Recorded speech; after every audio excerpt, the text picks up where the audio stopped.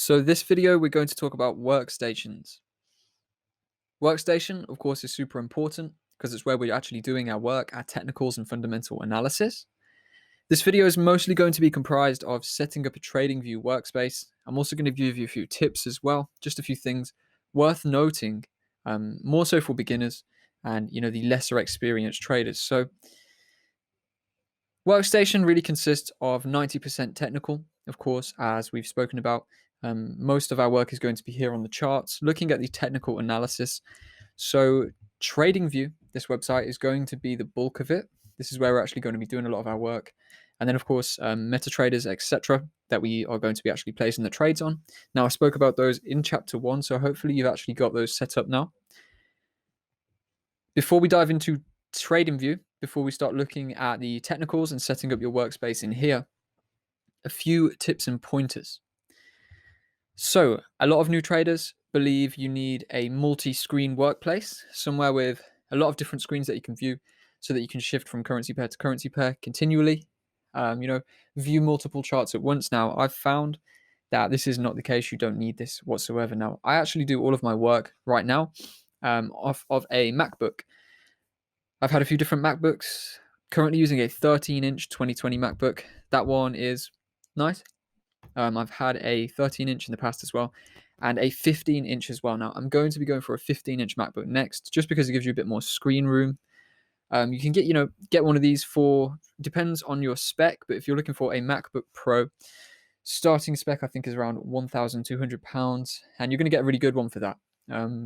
Forgive me if I'm wrong, you might be able to get them for around £1,000, but I think they are generally between 1,200 and about 2,500 for the top spec 15-inch one. So it's not too much of an investment. Now, it sounds like a lot, but the amount of money that you can make from that workspace is, of course, worth it. This is essentially the only kind of working tool we have, the only overhead we have is a good laptop to work off. Now, personal maybe, but I do not like Windows laptops. They feel clunky. They break easily. If you can bash them and they'll break. They're plasticky. They're not too versatile.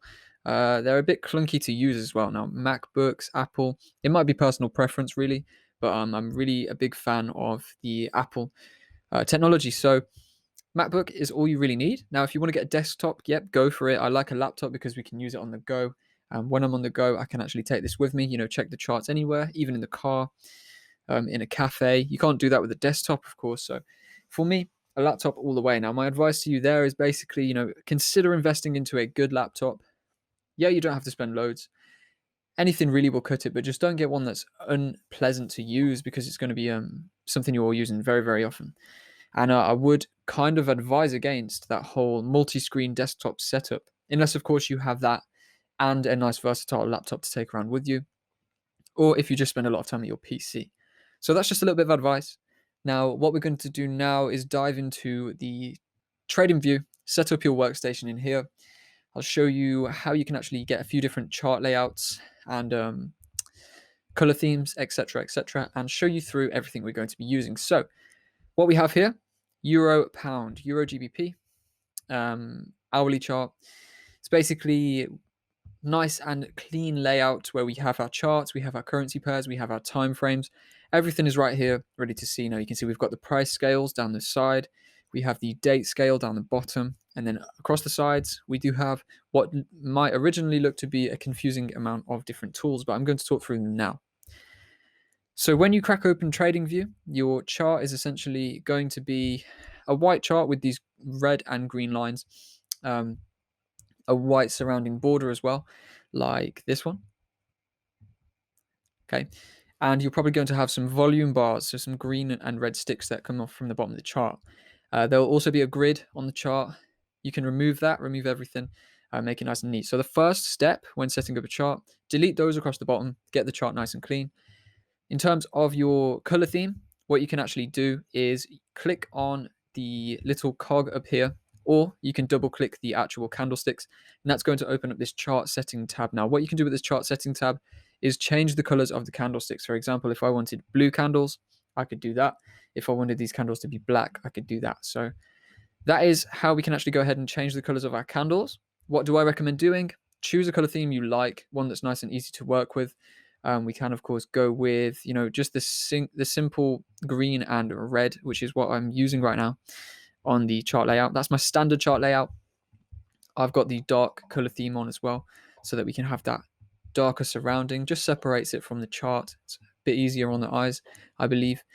And yeah, what we'll also want to do is head over to appearance, and what you'll have when you start up is some grid lines, right?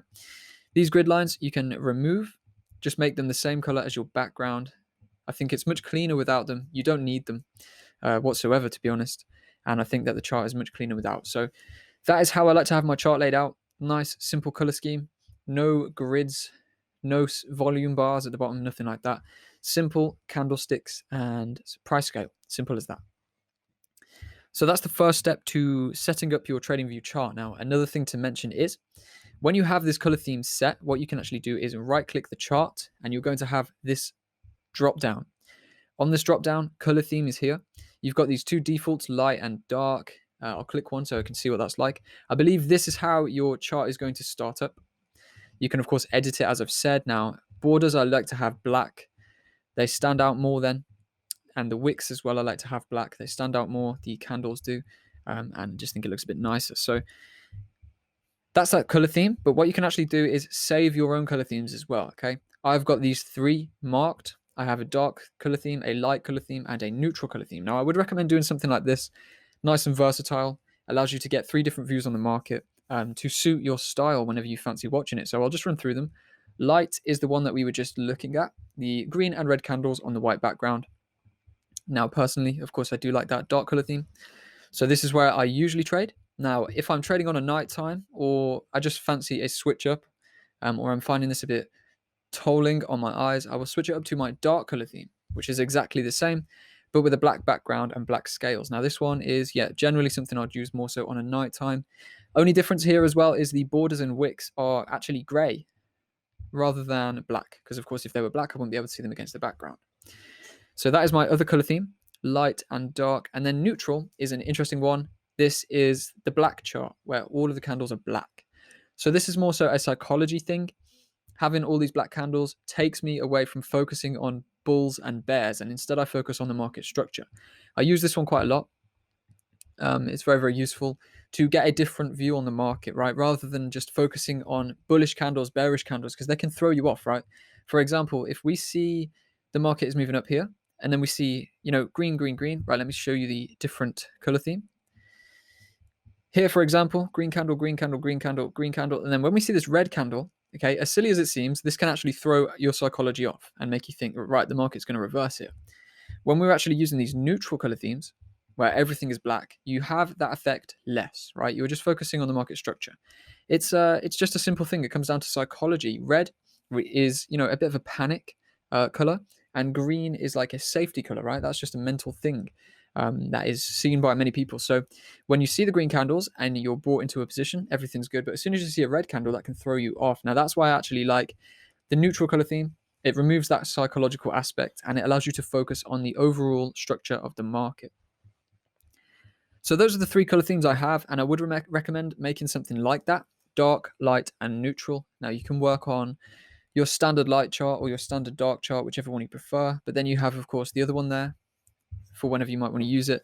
And for that new perspective, that fresh perspective, you have the neutral chart as well. So that's your color themes. That's the first step really of setting up your charts. Now, what you're also going to have is the time frames, okay? These are across the top, and of course, different time frames show different price. So for example, when we are looking at this chart, the D chart, this is the daily chart. Now, what this actually shows is each individual candle shows 1 day of price action. If we drop it to the 4-hour chart, now each individual candlestick shows 4 hours of price action. On the 1-hour chart, every candle is 1 hour of price action, and so on. So you'll see we have essentially the same picture. Let me just show you, box this area off.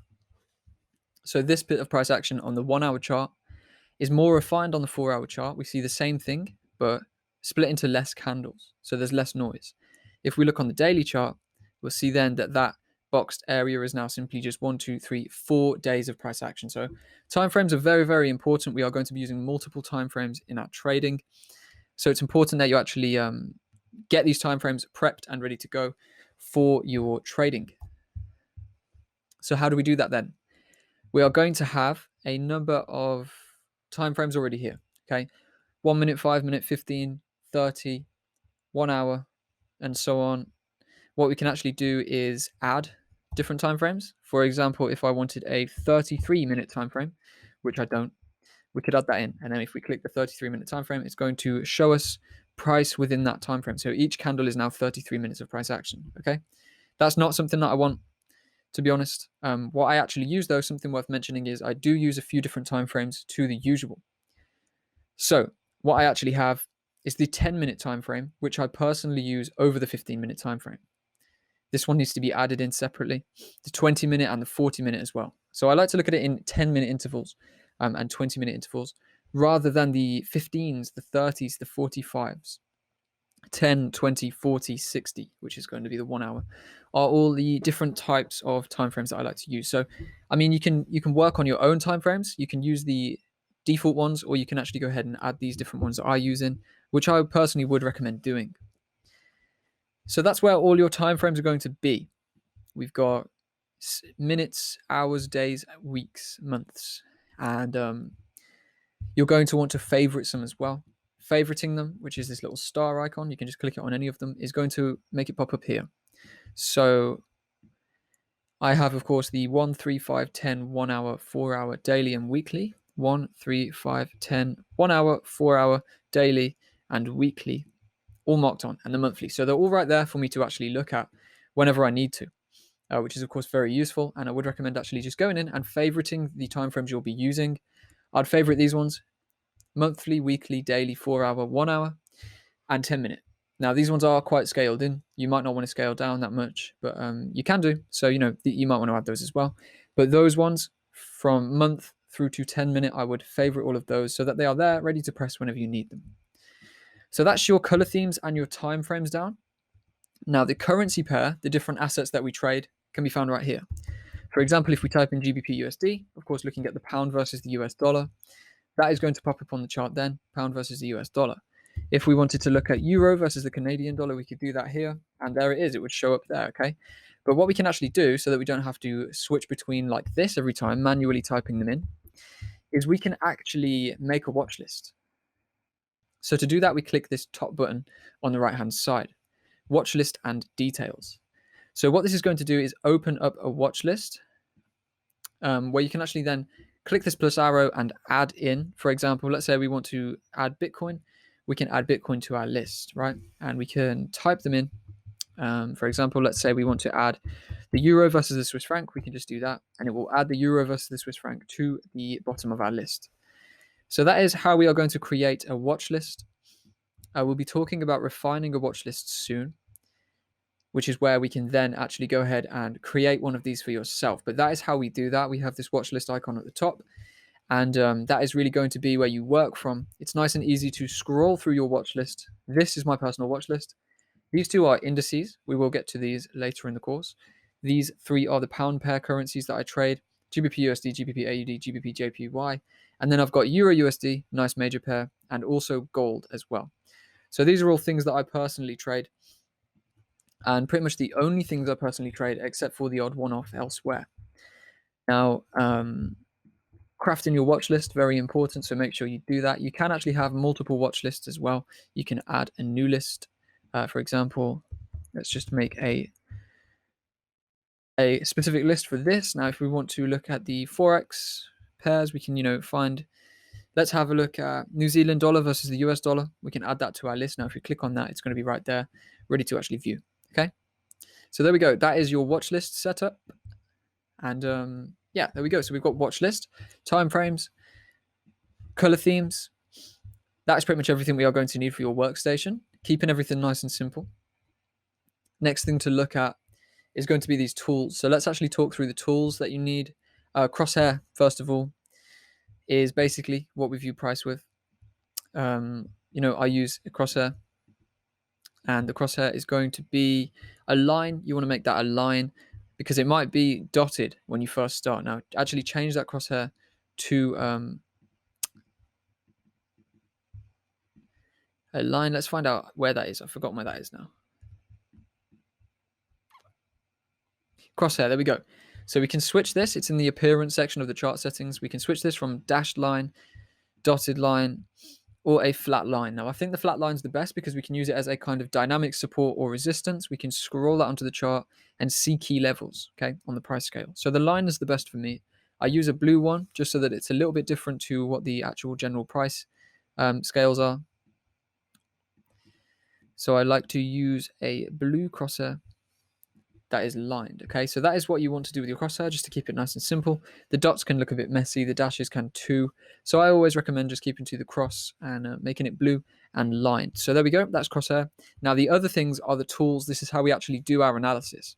All we're going to be using from this list, we have a few. We will be using the trend line, just as a quick dash tool. Now I don't actually use trend lines in their usual sense in any of my trading, as you will see throughout the course, throughout this technical chapter, but we do like to use these as just a quick, resistance, support base. Trend line, very useful for that. Also useful for forecasting price, marking out where you want price to go, which I use a blue line for. From this section, we will also be using horizontal lines, which is going to be how we plot our key levels. Of course, something we will get into a little bit later in the course. And you also want to use horizontal rays, okay, which are horizontal lines that cut off wherever you draw them. So let's say we want a ray sticking to here, we can click that and it's going to give us a ray going across. So horizontal lines, horizontal rays, and the trend lines as these little small dynamic support resistance points is all we're going to be using from this trend line area, okay? I mean, you might want to use arrows as well.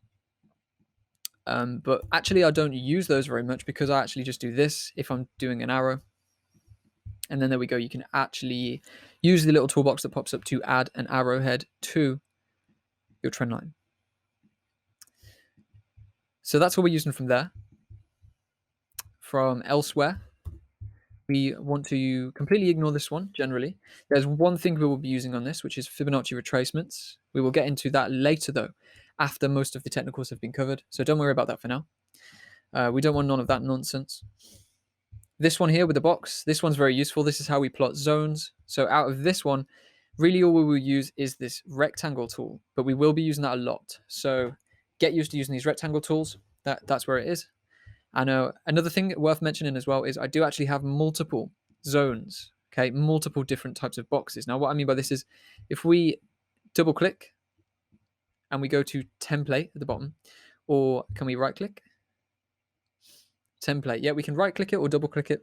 Basically what you're going to get is this box that pops up. If you click template on this page, we have the different options. We can save the template, okay? So let's say, for example, we wanted to do a box with a red border and a green background for whatever reason. We could actually then go ahead and save this as whatever we want to call it. And then we will have that saved. And if we actually go to the drop down, then we can, for example, say we're on there, we can then click the extra, the one we just made, and it will switch the color scheme to suit what we just created. So we will want to be using those. I would recommend setting up a few different templates. Okay, there are a few different ones that I'm going to be using. I use 3 different types of zones. We have consolidation zones, liquidity zones, and supply and demand zones. So my consolidation zones are simply empty boxes, just used to mark support and resistance areas. We'll get into that a bit later. The liquidity zones is how we're going to be identifying liquidity. Now, this is also something we will talk about. I don't expect you to understand what liquidity is yet, but it is important to have a fresh zone just for the liquidity. And supply and demand, arguably the most important, the one we will be using the most, which is why I have my favorite color scheme on this one, which is the blue box with the black border. So that is the different rectangles we're going to be using, and these will be one of the most widely used tools that we actually use in our Tradingview. So I believe that is all off this list that we will really use. We don't need to use any of these other ones. The T, this is text, of course, so we can write anything we want on the chart. Now this one's quite useful. We also have price labels. This one's useful for actually plotting key levels. Okay, so say we want to mark out the 0.670 level, we can simply just grab a price label, click that on there, and then we can see instantly when we look at the chart that this is a key level. So the price label is quite useful for annotating your analysis. We also have callouts, which is basically text inside of a box. So we can use those too.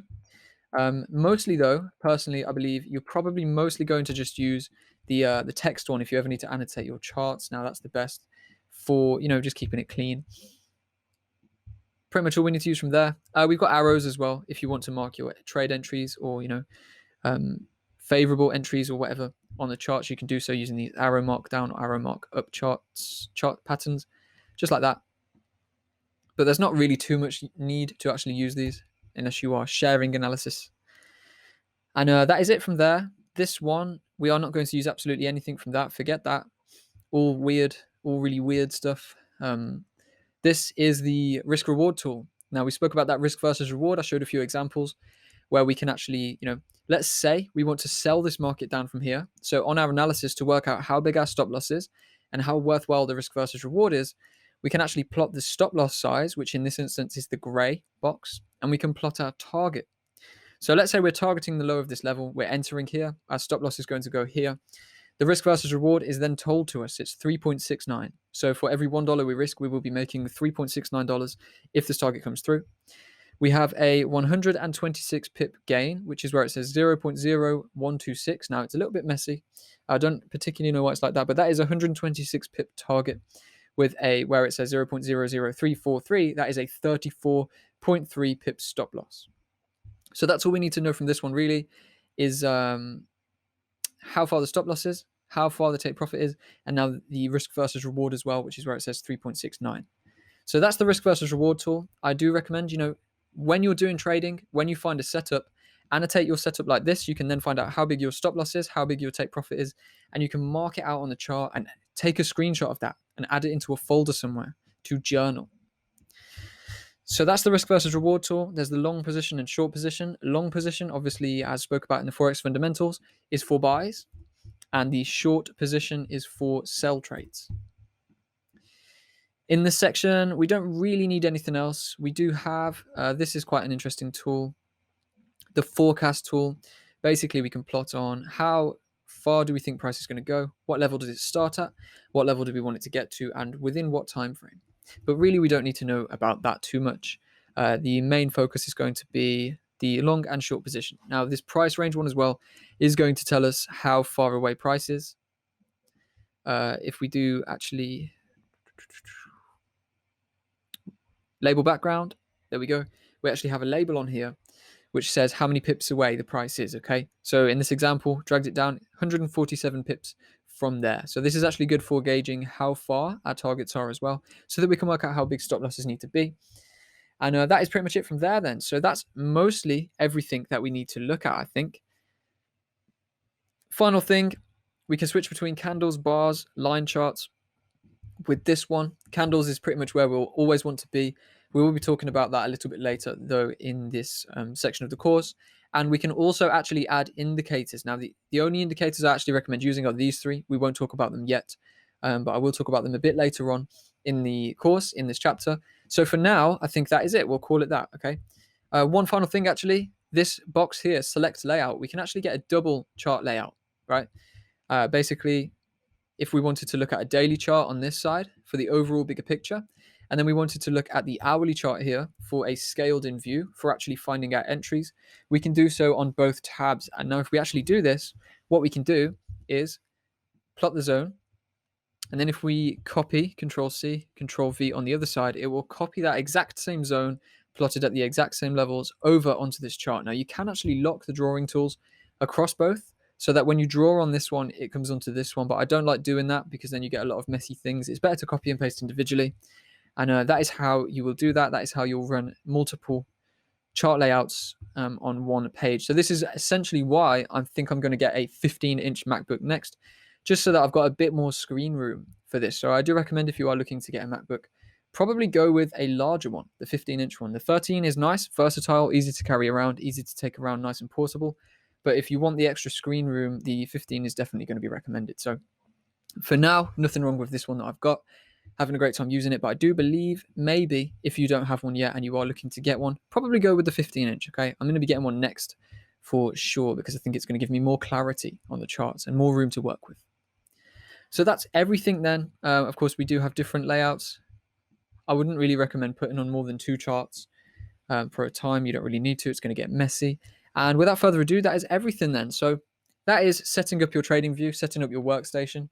We spoke about suitable computers. Personally, I recommend laptops. Personally, I also recommend Apple laptops because Windows ones can be a bit clunky and a bit crap to use. Less resistant as well if you bash it.